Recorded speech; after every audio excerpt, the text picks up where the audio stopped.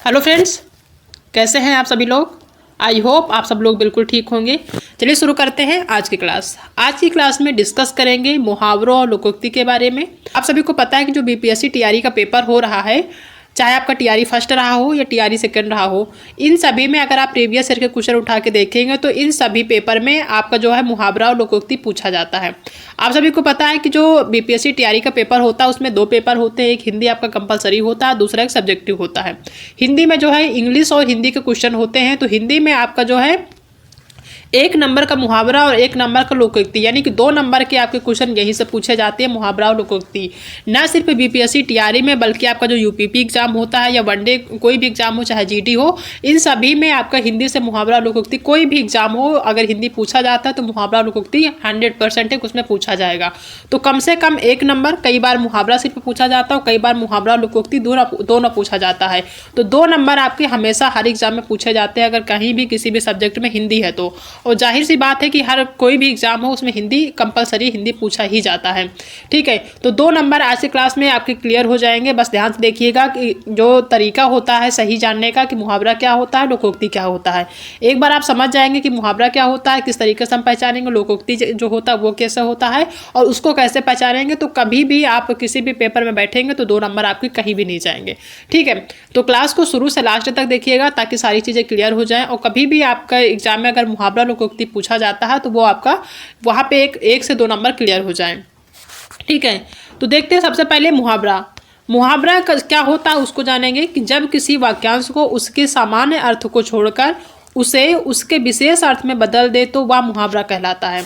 कोई वाक्यांश होता है, उसका एक सामान्य अर्थ होता है, लेकिन उस अर्थ को छोड़कर वह जब कोई दूसरा एक विशेष अर्थ प्रकट करता है तो वो क्या कहलाता है, मुहावरा।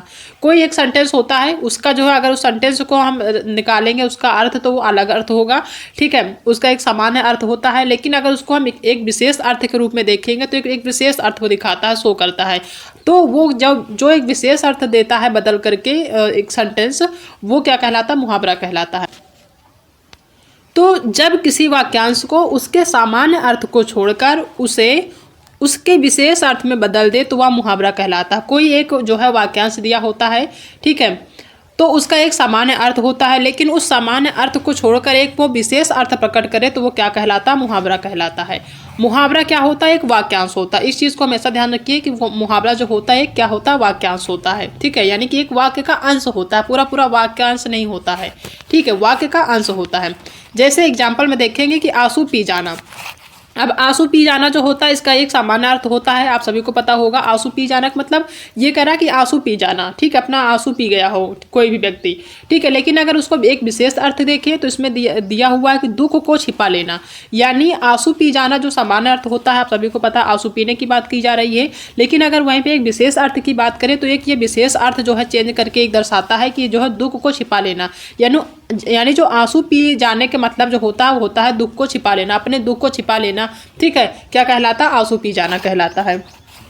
तो इसका एक सामान्य तो अर्थ होता है, लेकिन एक विशेष अर्थ जब प्रकट करे तो वो क्या कहलाता है, मुहावरा कहलाता है। जैसे आंख दिखाना। आंख दिखाने का सामान्य अर्थ है, आप सभी को पता है कि किसी भी व्यक्ति को आंख दिखाना, लेकिन अगर एक विशेष अर्थ की बात करें तो होता है क्रोध प्रकट करना। आंख दिखाने का मतलब क्रोध प्रकट करना। दूसरा है कि आंखों में धूल डालना। आंखों में धूल डालना एक जो है सामान्य अर्थ में जो है प्रकट कर रहा है, आप सभी को पता है कि जो है आंखों में धूल डालने का मतलब किसी की आंख में धूल झोंक देना। लेकिन अगर विशेष अर्थ की बात करें तो वो होता है धोखा देना। आंखों में धूल डालने का मतलब होता है धोखा देना। गाल फुलाना, इसका एक सामान्य अर्थ है गाल फुला लेना, आप सभी को पता है इसका सामान्य अर्थ है, लेकिन एक विशेष अर्थ की बात करें तो वो होता है रूठना। रूठने को कई लोग जो है क्या कहते हैं, गाल फुला लेना, कि कोई भी व्यक्ति है वो गाल फुला रहा है, इसका मतलब कि वो रूठा हुआ है। ठीक है, नेक्स्ट है कि मुंह मीठा करना। मुंह मीठा करना सामान्य अर्थ सभी को पता है, लेकिन एक विशेष अर्थ की बात करें तो होता है प्रसन्न करना। मुंह मीठा करना यानी कि प्रसन्न करना किसी भी व्यक्ति को। हाथ खींचना यानी कि अलग होना। कोई हाथ खींचने का एक अर्थ होता है, सामान्य अर्थ होता है, लेकिन एक विशेष अर्थ की बात करें तो होता है अलग होना, किसी भी व्यक्ति से अपने आप को अलग कर लेना, यानी कि अपना हाथ खींच लेना। ठीक है, नेक्स्ट है कि इधर उधर करना यानी कि टाल मटोल करना। इधर उधर करना एक सामान्य अर्थ होता है इसका, ठीक है, लेकिन एक विशेष अर्थ की बात करें तो होता है टाल मटोल करना। कोई भी काम करने से टाल मटोल करना, यानी कोई भी काम दिया गया है तो आप काम कर नहीं रहे, इधर उधर कर रहे हैं, इसका मतलब वो टाल मटोल कर रहे हैं। ठीक है, तो ये कुछ एग्जाम्पल हैं, हमने बहुत सारे एग्जाम्पल नहीं लिए क्योंकि आप सभी को पता होगा, ठीक है। यानी मुहावरे बहुत सारे होते हैं, बस इसमें आपको समझने की ज़रूरत होती है कि आप समझें किस तरीके से और किस तरीके से आपको वहाँ पे एग्जाम में आपको आंसर करना होता है। आप सभी ने मुहावरे जो है बहुत पहले से पढ़े होंगे, ऐसा तो है नहीं कि पहली बार पढ़ रहे हैं।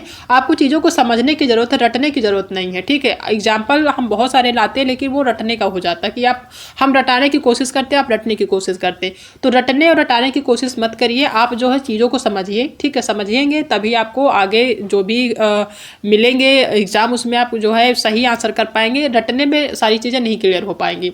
रटने को तो आप अगर हम रटाना चाहें तो आप रट भी लेंगे, लेकिन कई बार होता है कि अब जब चीज़ें समझेंगे तो ज़्यादा जो है सही रहता है आपको आंसर करने में, ठीक है। तो समझने की कोशिश करिए, रटने की कोशिश ना करिए, ठीक है। मुहावरा जो होता है एक वाक्यांश होता है, इसका एक जो मुहावरा होता है उसका एक समान अर्थ होता है, लेकिन वो बदल कर जब विशेष अर्थ प्रकट करे तो वो क्या कहलाता है, मुहावरा कहलाता है, ठीक है। दूसरा आता है लोकोक्ति। अब लोकोक्ति की बात करें तो लोकोक्ति क्या होता है, तो लोकोक्ति जो होता है इसका अर्थ है, अगर इसके अर्थ की बात करें तो लोक या समाज में प्रचलित उक्ति जब कोई कथन किसी विशेष प्रसंग में प्रयोग किया जाता है तो उसे लोकोक्ति कहते हैं। मुहावरा जो होता है वो लोक या समाज में नहीं प्रयोग होता, लेकिन लोकोक्ति जो होता है वो हमारे समाज में, हमारे आसपास के जो लोग होते हैं, हमारे घर में, हमारे समाज में, वो जो लोकोक्ति होती है उसका प्रयोग होता है, ठीक है। सिंपल सा है दिया कि जब लोक या समाज में प्रचलित उक्ति, कोई भी उक्ति है, जब कोई कथन किसी विशेष प्रसंग में प्रयोग किया जाता है तो उसे लोकोक्ति कहते हैं। लोकोक्ति का पूरा वाक्य होता है, ठीक है। इसमें वाक्यांश नहीं होता, लोकोक्ति जो होता है वो पूरा वाक्य होता है, ठीक है। वाक्य का अंश नहीं होता। मुहावरा जो होता है वो एक किसी भी वाक्य का एक अंश होता है, यानी पूरा वाक्य नहीं होता, लेकिन लोकोक्ति जो होता है एक पूरा वाक्य होता है, ठीक है। और लोकोक्ति जो होता है वो हमारे समाज में प्रचलित होता है, लेकिन लोग जो है जो पूर्वज होते हैं, पुराने लोग होते हैं, या जो बहुत जो है अगर पुरानी बात करी जाए तो वहाँ पे लोग इस जो लोकोक्ति होती है इसका यूज कर रहे होते हैं, ठीक है। वो होती है लोकोक्ति, जो हमारे समाज में पुराने लोग जो है लगातार बोलते आए हैं, कहते आए हैं, वो लोकोक्ति होता है, ठीक है। यह हमारे समाज में प्रचलित होता है। एग्जाम्पल दिया है कि अध जल गगरी छलकत जाए, यानी थोड़े ज्ञान धन और बल पर इतराना। किसी भी व्यक्ति को थोड़ा ज्ञान हो जाता है और थोड़ा ज्ञान धन हो जाता है, थोड़ा सा बल हो जाता है तो इतराने लगता है। आपने देखा भी होगा हमारे समाज में जो लोग ज्ञानी होते हैं, जिनके पास अपार विद्या होती है, वो लोग अपने ज्ञान का जो है बहुत ज़्यादा प्रचार प्रसार नहीं करते हैं, इतराते नहीं हैं। लेकिन वहीं पे जिन लोगों को अल्प ज्ञान होता है, थोड़ा सा पढ़ लिए तो इतराने लगते हैं कि अरे हमारे पास तो बहुत ज्ञान, हमसे बड़ा कोई है ही नहीं। तो उसी को ही कहते हैं अध जल गगरी छलकत, यानी कि इनकी जो गगरी है पूरी तरह से फुल नहीं है तभी ये छलक रही है, यानी कि पूरा ज्ञान नहीं है तभी ये जो है अपना प्रशंसा किए पड़े हैं, ठीक है। तो यह होता है अधजल गगरी छलकत जाए, थोड़े ज्ञान धन और बल पर इतराना। कोई भी व्यक्ति इतराता तो उसको सिंपली भाषा में बोल देते हैं कि अधजल गगरी इनकी जो है छलक रही है, मतलब कि ये इतरा रहे हैं थोड़े से ही ज्ञान में। इसका मतलब इनको जो अगर कोई भी व्यक्ति अपना खुद का प्रशंसा कर रहा है, इसका मतलब इनको पूर्ण ज्ञान नहीं है, ठीक है। कोई भी विद्वान व्यक्ति होता तो अपनी प्रशंसा खुद नहीं करता है। नेक्स्ट जो है एग्जाम्पल वो है कि आप डूबे जग डूबा, यानी जो खुद बुरा होता है वह दूसरों को भी बुरा समझता है। कोई भी व्यक्ति होता है हमारे समाज में, अगर खुद बुरा है तभी वो दूसरों के बारे में बुरा सोचता है, अगर खुद अच्छा है तो दूसरे के बारे में वो अच्छा सोचता है। सिंपल सी बात है कि अगर आप पॉजिटिव हैं तो आप पॉजिटिव सोचेंगे, अगर आप निगेटिव हैं, खुद आपकी जो थिंकिंग है निगेटिव है, तो आप दूसरों के बारे में भी निगेटिव सोचेंगे। तो वही होता है कि आप डूबे साथ में जग डूबा, यानी कि खुद तो आप बुरे हैं ही, साथ में आप दूसरों को भी अपने समान समझते हैं, अपनी तरह बुरा समझते हैं कि जैसे हम हैं वैसे दूसरे भी होंगे, ठीक है। तो ये इसका अर्थ हो गया। नेक्स्ट है उल्टा चोर कोतवाल को डांटे। आपने अपने समाज में कहते हुए सुना होगा कि उल्टा जो चोर है वो कोतवाल को ही डांट रहा है। इसका मतलब जो चोर है वो अपनी गलती स्वीकार नहीं कर रहा है, बदले की जो है जो पकड़ने वाला व्यक्ति है उसको वो डांट रहा है, उसको ही कह रहा है कि नहीं आप ही गलत हो, ठीक है। तो ये जो है समाज में प्रचलित होती है, कही जाती हैं, ठीक है। दूसरा है कि एक पंथ दो काज, इसको भी आपने अपने समाज में सुना होगा।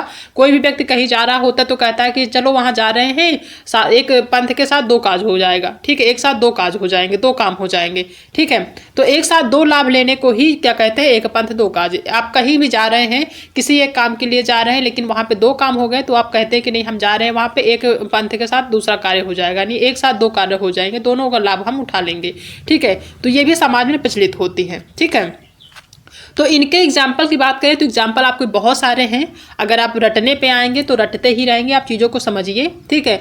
जो मुहावरा होता है वो वाक्यांश होता है, जो लोकोक्ति होती है वो पूरा वाक्य होता है, और लोकोक्ति जो होती है वो समाज में हमारे प्रचलित होती है। कहीं ना कहीं लोग समाज में जो है उसको बोल रहे होते हैं, उसका यूज कर रहे होते हैं, तो ये होता है लोकोक्ति, ठीक है। तो ये सारी चीज़ें समझ में आ गई होंगी। अगर समझ में आ गया होगा तो आपको 2 नंबर हमेशा आपके एग्जाम में दिला के जाएंगे, कहीं कटेंगे नहीं, ठीक है। इस चीज़ को ध्यान रखिएगा। कभी टाइम मिलेगा तो इसके जो भी एग्जाम्पल हैं पूरा हम डिस्कस करेंगे ध्यान से सारी चीज़ों को, तो थोड़ा सा एक बार आप देखे रहेंगे तो समझ पाएंगे, ठीक है।